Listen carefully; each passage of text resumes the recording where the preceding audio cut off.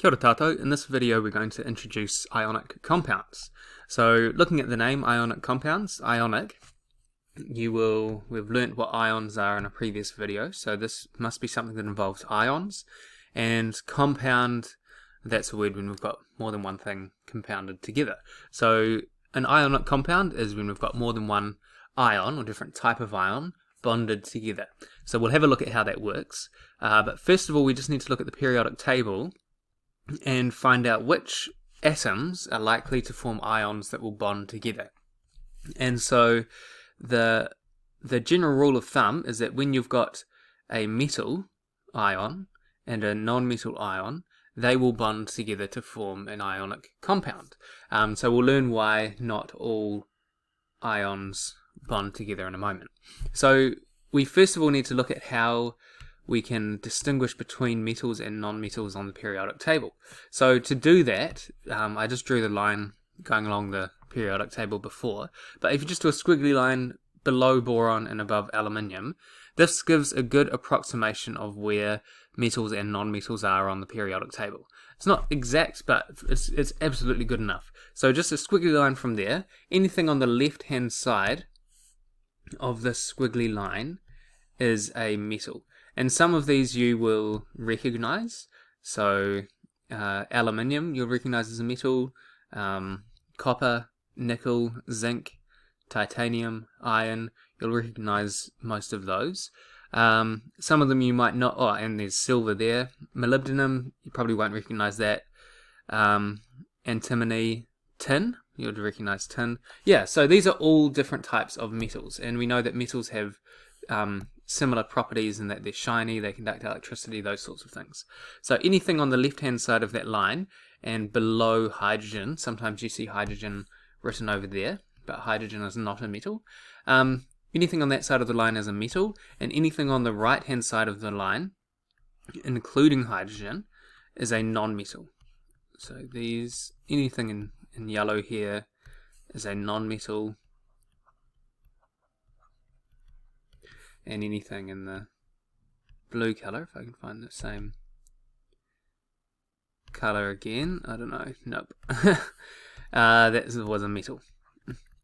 So in your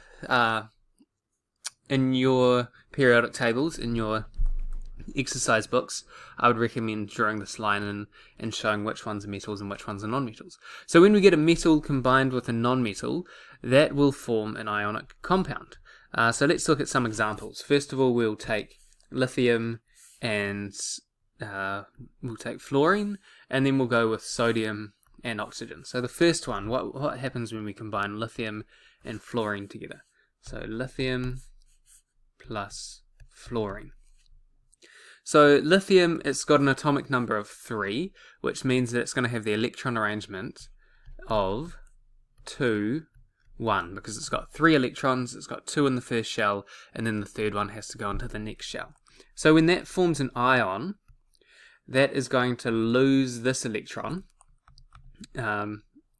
so that it can have a full outer shell and become stable.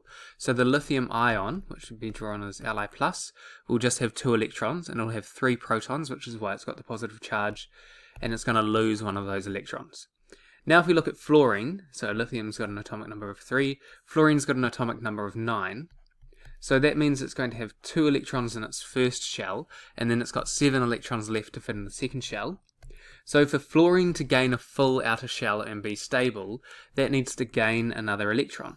So that would go from 2, 7 to the fluorine ion, which is going to be 2 in the first shell and 8 in the second shell. And these electrons don't just come from nowhere, they need to come from another atom that's wanting to lose electrons. So in this case, the fluorine atom is going to gain an electron from the lithium atom. So the lithium atom gets to lose that 1 electron and give it to a fluorine atom, and the fluorine atom gets to gain that 1 electron from lithium. And we end up with a positive charge here and a negative charge here, and these form what's called the ionic compound. So when we've got that positive charge, that negative charge, they attract together, just like the north and south face of a magnet will attract together, and they form a compound. So that's one example of an ionic compound. Another example is if we were to look at sodium and oxygen. So the sodium atom has an atomic number of 11, which means 2 electrons will fit in the first shell, 8 will fit into the second, and then we've used up 10, so we've got one more. 1 will go into the outer shell. And then this is going to form a sodium ion, which means that it will lose that 1 electron. So it's going to go 2, 8. So that electron's no longer there. Then for oxygen, that has an atomic number of 8. And so that's going to have 2 in the first shell electrons and then 6 in the second shell. So for this to gain a full outer shell, that needs to gain 2 electrons, because it's not going to lose 6. It's much easier to gain 2.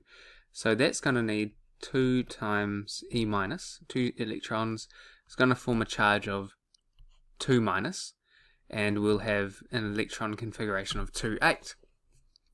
So this gets a little bit trickier. So how do we... Oxygen needs 2 electrons and sodium only has 1 to give away. So how do we get those 2 electrons to oxygen? They can't just come out of nowhere. So the trick is that we can only use sodium. We can't use a multitude of different atoms. So we take 2 sodium atoms and then we form 2 sodium ions. So each sodium atom gives 1 electron to oxygen. So we've given away 2 electrons from these 2 sodium atoms, and then we give both of those electrons to oxygen. We form the oxide ion and the sodium ion, and then that's all good. Then these two can combine together to form sodium oxide, which is an ionic compound. So that is the basis of ionic compounds. We have a way of drawing these as ionic formula, and we will look at how to do that in the next video. Thanks for watching this. See you for the next one.